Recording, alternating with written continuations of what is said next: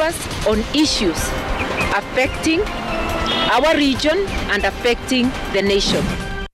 And it's time now for our big interview on Newsnight. Former Gishogo Member of Parliament Martha Karua, a 2013 presidential candidate, has lately been very busy.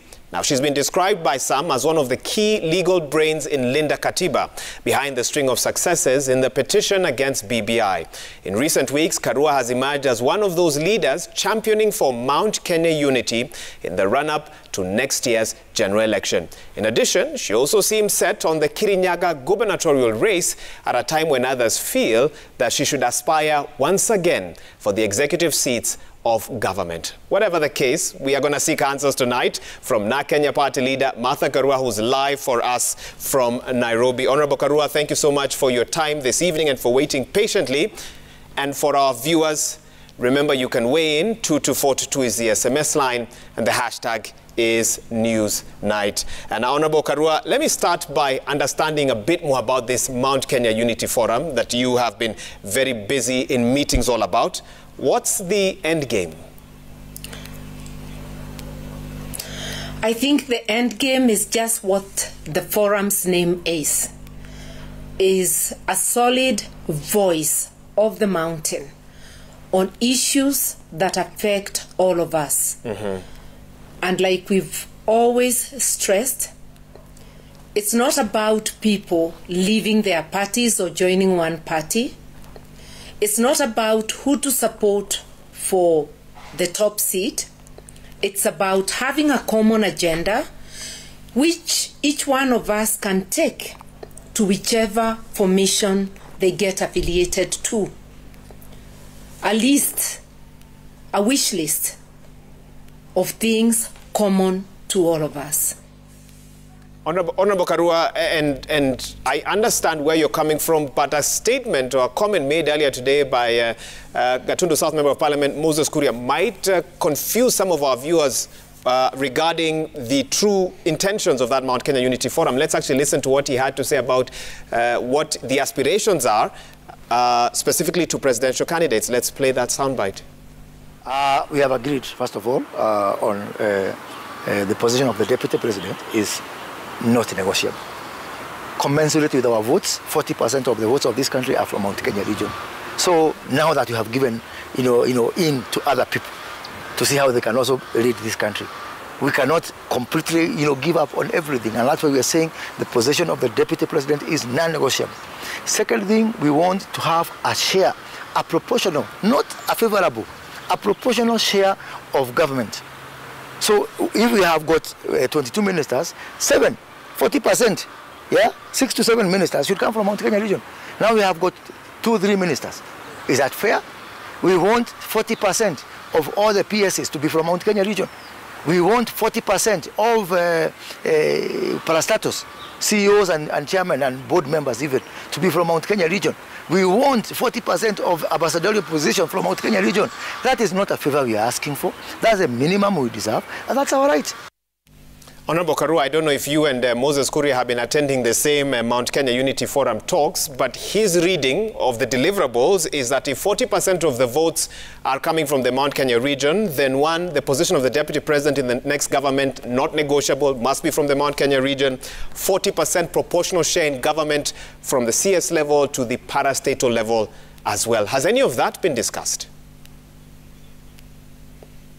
Let me say this, we are in the process of building consensus and also deliberating with a larger group.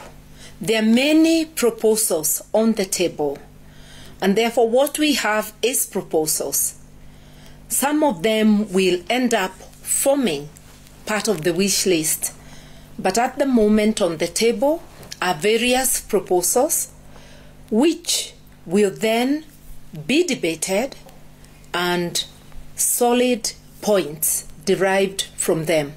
But I think before meeting the larger group, before the validation process, I don't think that I would want to say that this is what we have.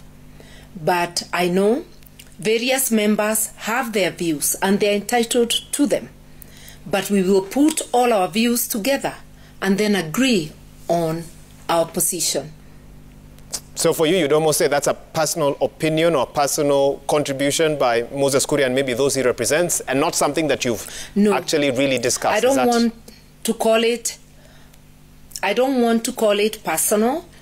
I want to say there are many proposals flying, and a smaller group has had many proposals. A larger group will do the validation process, and there will be more debate. So it would be premature for me to either dismiss or confirm.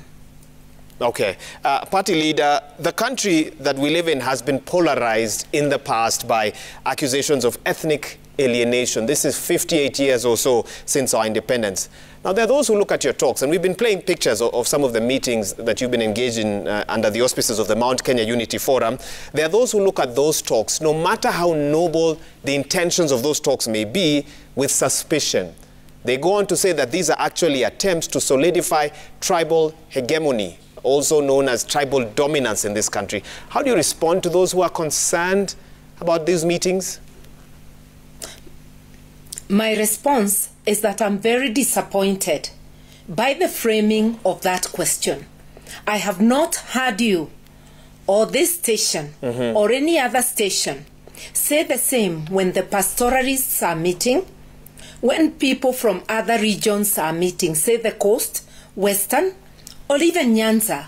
Why should it be different for people from Mount Kenya? Look at the Constitution.